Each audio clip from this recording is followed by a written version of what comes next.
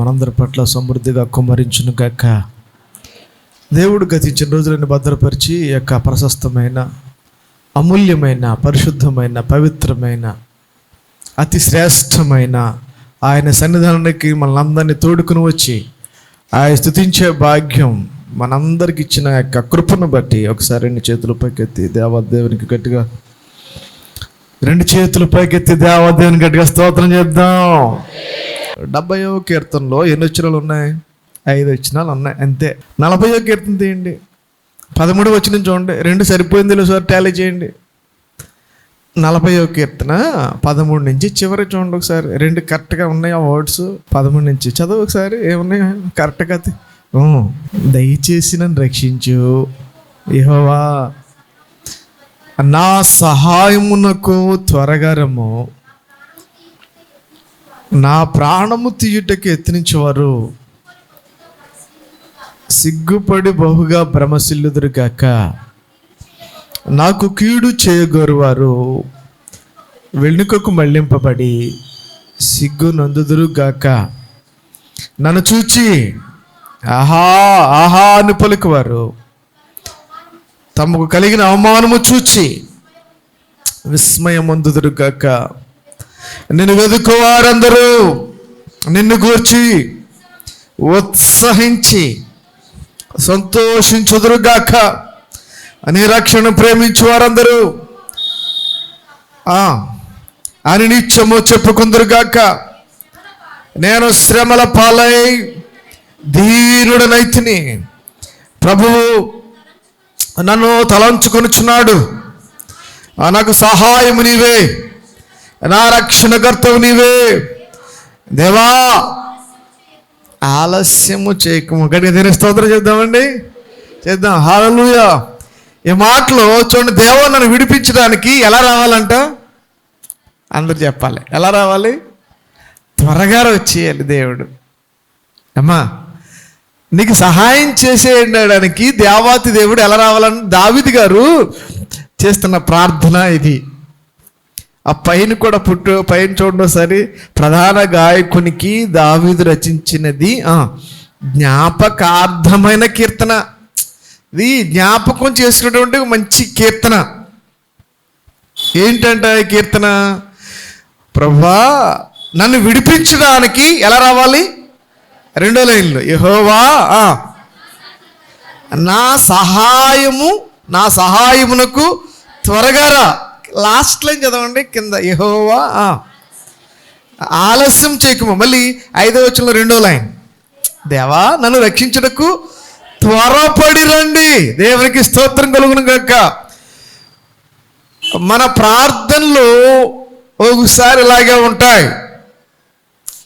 ప్రభువా నువ్వు త్వరగా రావాలయ్యా, నువ్వు త్వరగా వచ్చి సహాయం చేయాలి. నువ్వు త్వరగా రాకపోతే నేను ఏమైపోతానో, నా బిడ్డ ఏమైపోతుందో.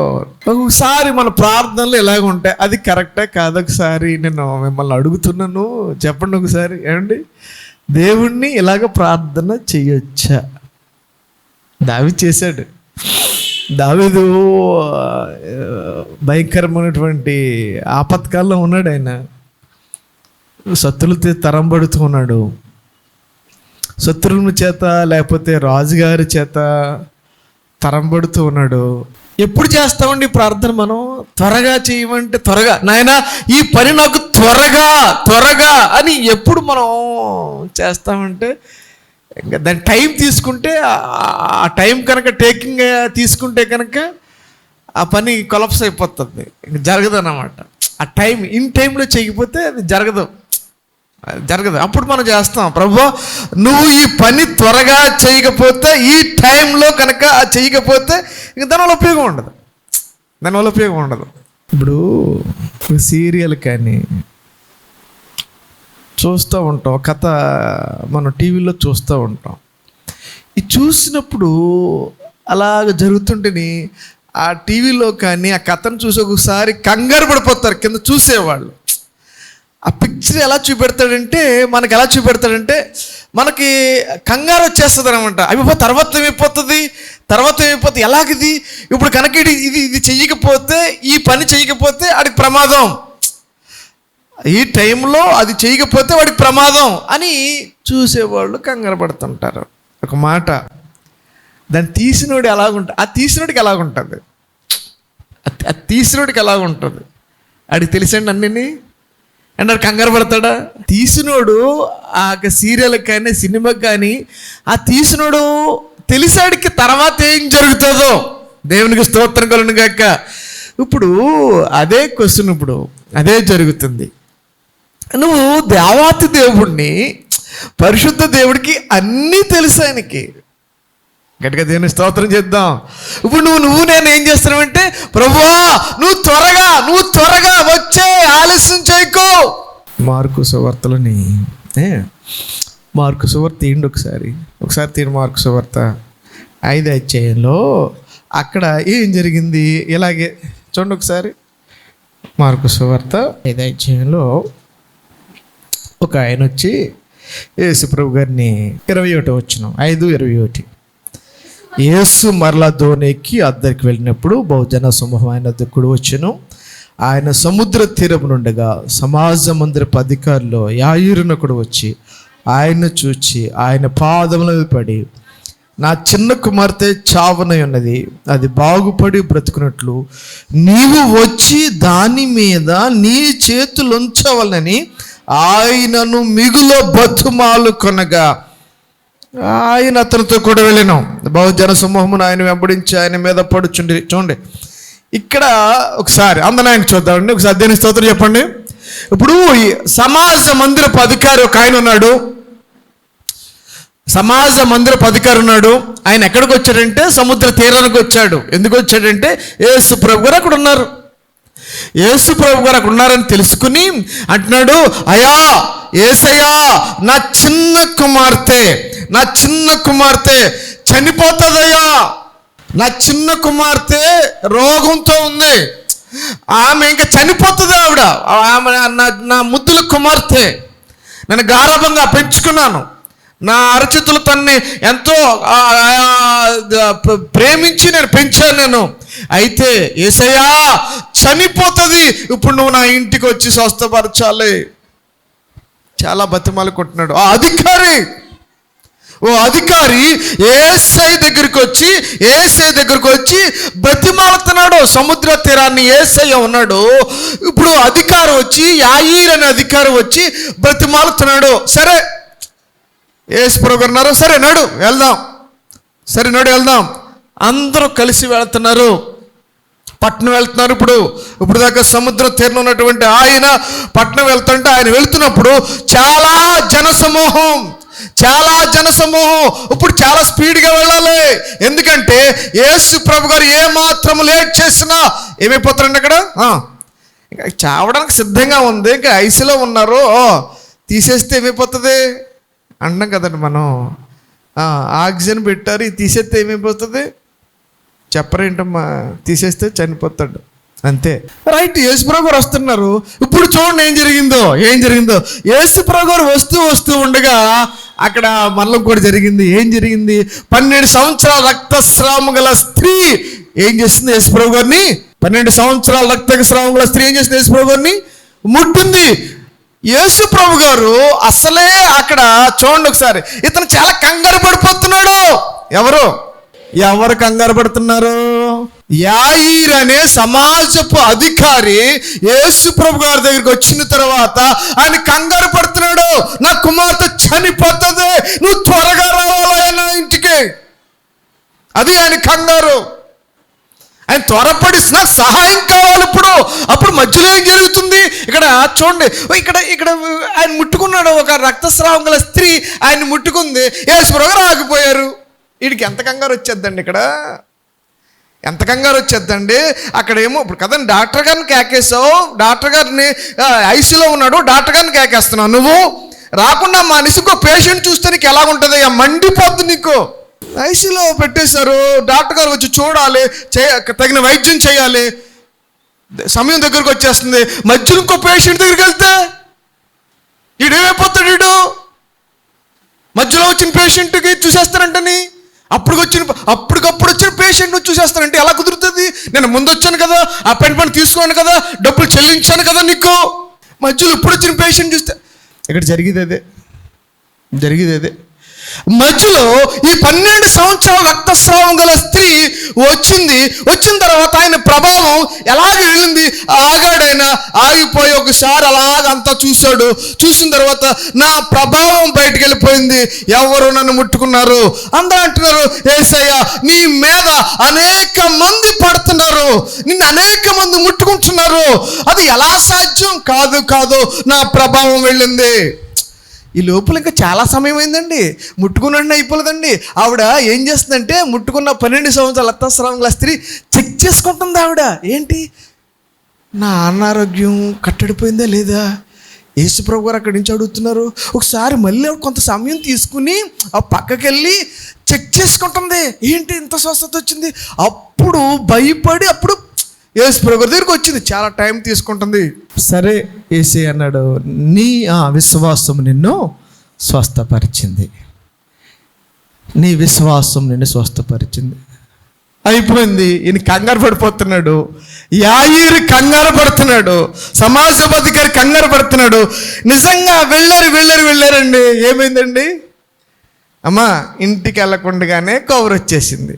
హలో, అనుకున్నది ఎలాగైతే అనుకున్నారో అలా జరిగిపోయింది. అయ్యా ఇంకా యేసు ప్రభు గారితో పని లేదు, చనిపోయింది, అయిపోయింది. మనం ఏమైతే అనుకున్నామో నువ్వు వెంటనే ఆయన రాలేదు. టైం ఇక్కడేమో మధ్యలో టైం గడిపేశారు. ఇక్కడ రక్తస్రావం కలిసి టైం అంతా గడిచిపోయింది.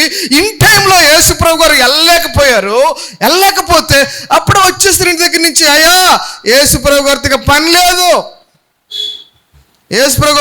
లేదు, ఇంకా వచ్చిన పని ఉపయోగంలో చనిపోయింది. ఆమె చనిపోయింది.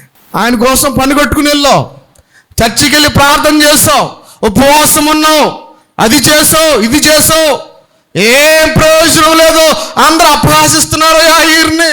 యేసుప్రభు గారు ఇంటికి వస్తే అయ్యా ఏంటి ఇప్పుడు వచ్చాడు, ఎప్పుడు వెళ్ళాడు, ఎప్పుడు రమ్మన్నారు, ఈయన ఎప్పుడు వచ్చాడు, నువ్వు ఎప్పుడు వెళ్ళావు ఆయన దగ్గరికి? ఆయన చెప్పిన తర్వాత ఆయన ఏం చేశాడు? ఈ లోపల పాపన అయిపోయింది కదా, ఎవరో బ్రతికిస్తాడు. నా కుమారుని సంగతి ఏమిటయ్యా? కుమార్తెని కనీసం చివరి చూపు కూడా లేకుండా అక్కడ ఉన్నావయ్యా నువ్వు. కనీసం నీ పాప మాట్లాడే చివరి మాటలు కూడా నీకు దక్కలేదు కదా. అందరూ అపహాసిస్తున్నారు యాయీరుని పట్టుకుని, యేసుప్రభు గారిని పట్టుకుని అందరూ అపహాసిస్తున్నారు. అయ్యా ఏంటిది, ఏం జరిగిపోయింది? పాప చనిపోయింది, ఇంకా లేదు, చిన్న పాప లేదు, ఇప్పుడు ఏంటి పరిస్థితి? యేసుప్రభు గారు వచ్చిన ప్రయోజనం లేదు. ఒకసారి ఆలోచన చేయి. యేసే వచ్చాడు, అందరినీ బయటకు వెళ్ళమన్నాడు. ముగ్గురు శిష్యుల లోపల తీసుకెళ్ళాడు, ప్రార్థన చేశాడు. చిన్నదానా అన్నాడు. ఏమన్నాడండి? చిన్నదానా లే. చిన్నదానా, ఆమె నిద్ర చూస్తున్నది కానీ మరణించలేదు. టక్కున చిన్నది లేచింది. గట్టిగా దేవుని స్తోత్రం చేద్దామా? చెప్పు, గట్టి దేవుని స్తోత్రం చెప్పు. హల్లెలూయా! మన దేవుడు సహాయం చేసే దేవుడు. గట్టిగా దేవుని స్తోత్రం చెప్తా ఒకసారి చెప్పమ్మా, గట్టిగా స్వరమెత్తమ్మా. హల్లెలూయా! ఎస్, ఆపత్కాలంలో నమ్ముకొనదగిన సహాయకుడు ఆయన. నువ్వు ప్రార్థన, ఆయన తెలియదండి. ఆమె చనిపోతుందన్న సంగతి యేసుప్రభు గారికి తెలుసు. ఈయన మొట్టి ఆయన బాగు చేస్తాడన్న సంగతి ఎవరు తెలుసు? అన్నీ తెలుసు యేసుప్రభు గారికి. ఆమె చనిపోతుంది, లేకపోతే వెళ్ళేటానికి ఈయన బాగు చేస్తాడు, అన్నీ యేసుకి తెలుసు. నువ్వు ఎందుకు కంగారు పడుతున్నావు? భయపడుకో, నమ్మిక మాత్రం ఉంచో. దేవునికి స్తోత్రం చెప్తాం గట్టిగాని. ఎస్, ఏంటంటే మనం కంగారు పడిపోతాం. సమస్య వస్తే, ఆపత్తు వస్తే ప్రభు కంగారు పడిపోతావు, తొట్టిలు పడిపోతావు. ఏంటి పరిస్థితి? ఇంకొక ఉదాహరణ చెప్పిన టైం లేదు కానీ ఇటువంటిది. లాజరు చనిపోయాడు. యేసుప్రభు దగ్గరికి వర్తమానం వచ్చింది, 2 రోజులకి ముందే వచ్చేసింది. ఇంకా 2 రోజులు చనిపోతాడు అనుకుందాం. యేసుప్రభు దగ్గరికి వర్తమానం వచ్చింది. యేసుప్రభు గారు ఎక్కడో ఉన్నారు, చాలా టైం పడుతుంది. అయ్యా, లాజరు రోగంతో చావడానికి సిద్ధంగా ఉన్నాడు. నువ్వెంతో ప్రేమించినటువంటి లాజరు నీ కాళ్ళని కడిగింది, అత్తరు పూసి కడిగి ఆ తల వెంట్రులతో తుడిసి అన్ని చేసిన ఇల్లు అది.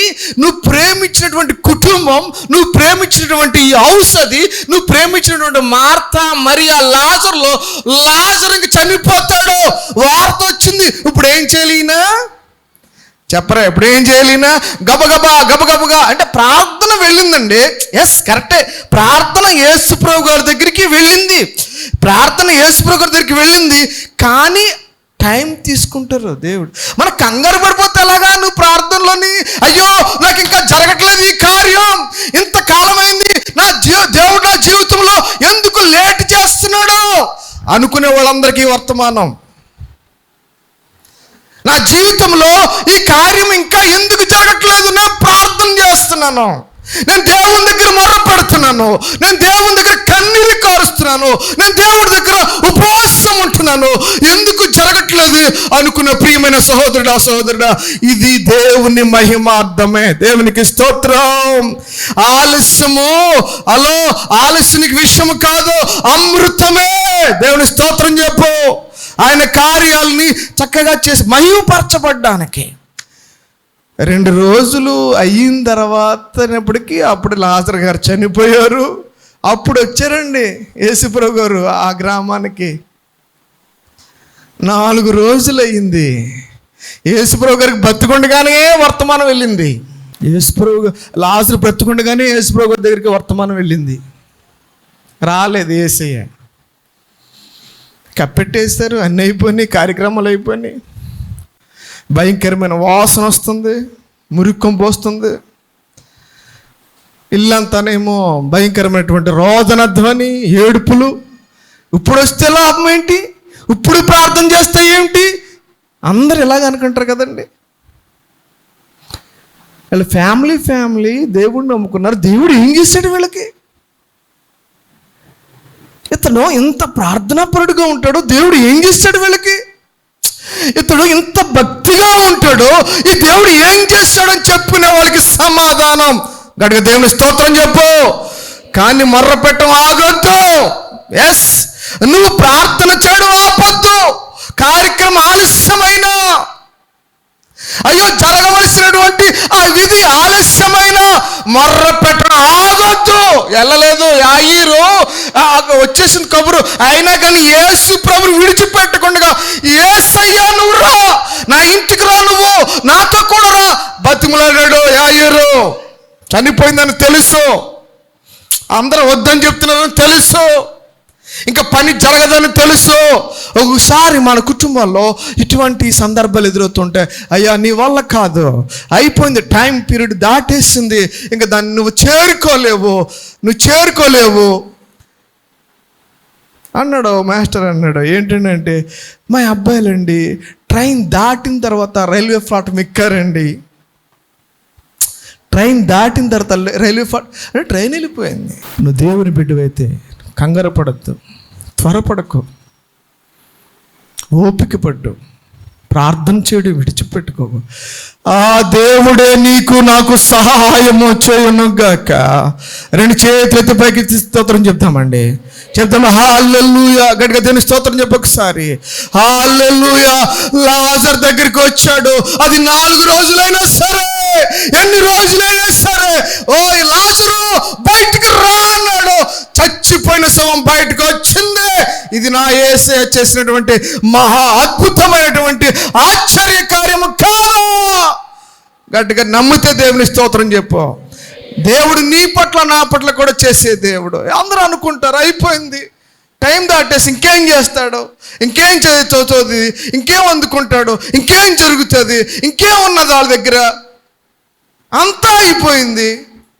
No no no no no no అస్సలే అన్నీ సాధ్యమే దేవునికి స్తోత్రం చెప్దామండి. హల్లెలూయా. నువ్వు నమ్మిన దేవుడు నిన్ను విడిచిపెట్టే దేవుడు కాదు. నువ్వు నమ్మిన దేవుడు నీకు సహాయకుడే ఉంటాడు. నువ్వు నమ్మిన దేవుడు నీకు తోడుగా ఉంటాడు. నువ్వు నమ్మిన దేవుడు నిన్ను సిగ్గుపరిచే దేవుడు కానే కాదు. హల్లెలూయా. ఇంకొక వచనం 2 నిమిషాలు. నా ప్రాణం తీగోరు వారు 2వ వచనం. సిగ్గుపడి అవమానం అందుదురుగాక. చెప్పాలి. నా కీడు చేయగోరు వారు వెనుకకు మళ్లింపబడి సిగ్గునందుతురుగాక. ఆహాను పలుకువారు తమకు కలిగిన అవమానమును చూచి విస్మయం అందుదురుగాక.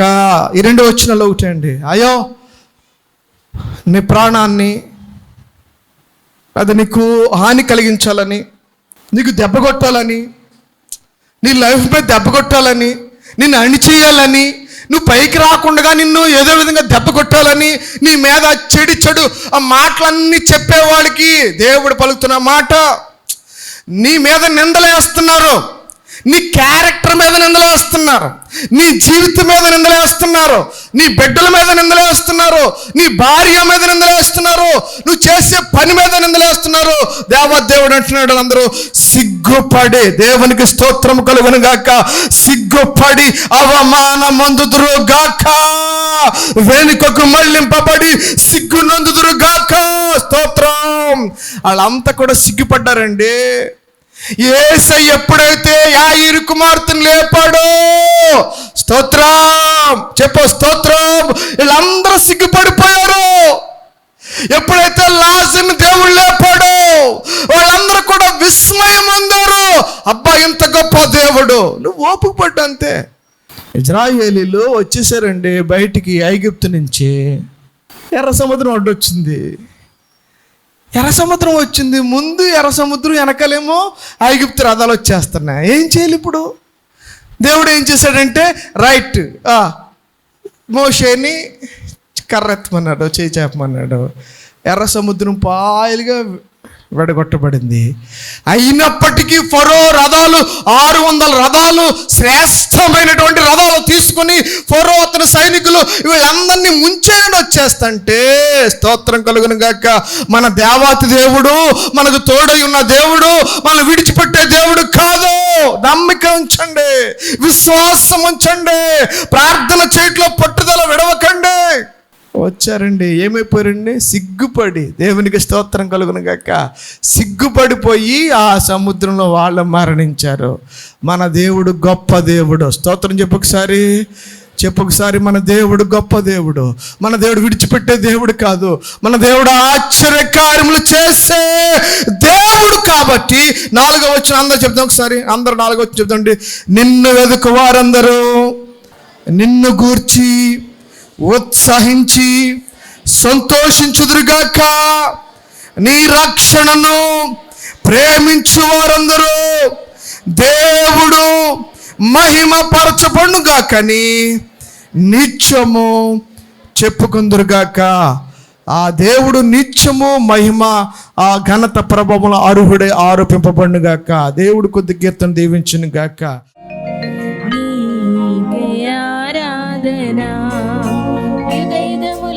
తరతరములకు మహిమా ప్రభావము, యుగయుగములకు తరతరములకు మహిమా ప్రభావము నీకే యేసయ్యా, నీకే యేసయ్యా,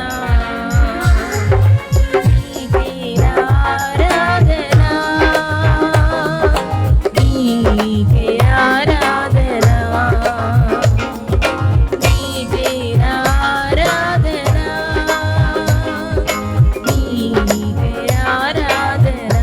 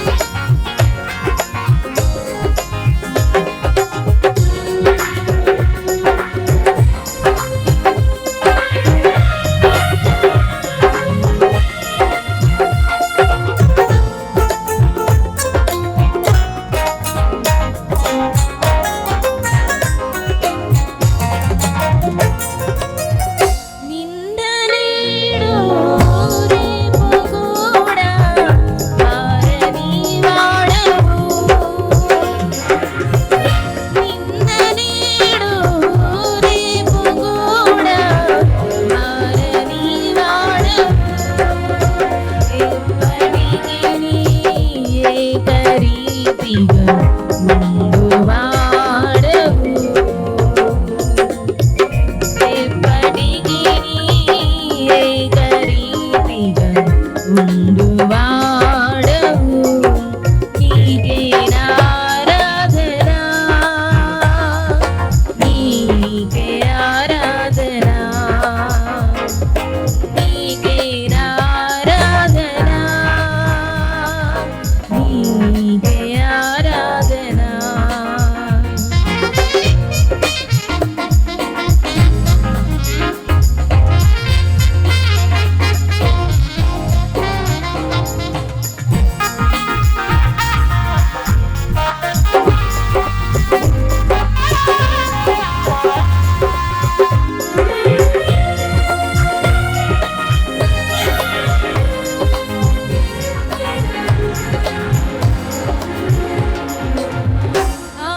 ఆత్మతోను సత్యముతోను ఆరాధింతును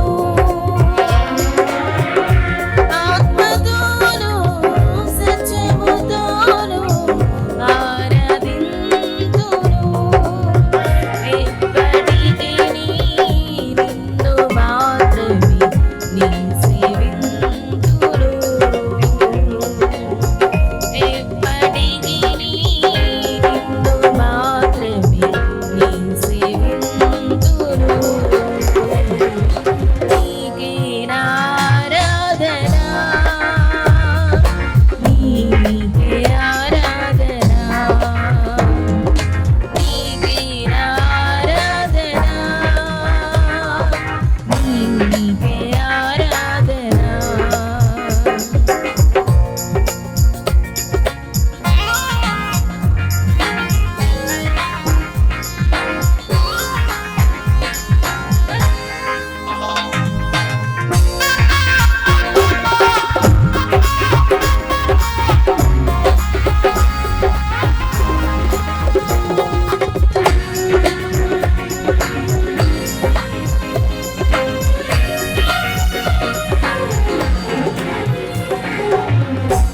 నీరాకడలో నిన్ను చెరబా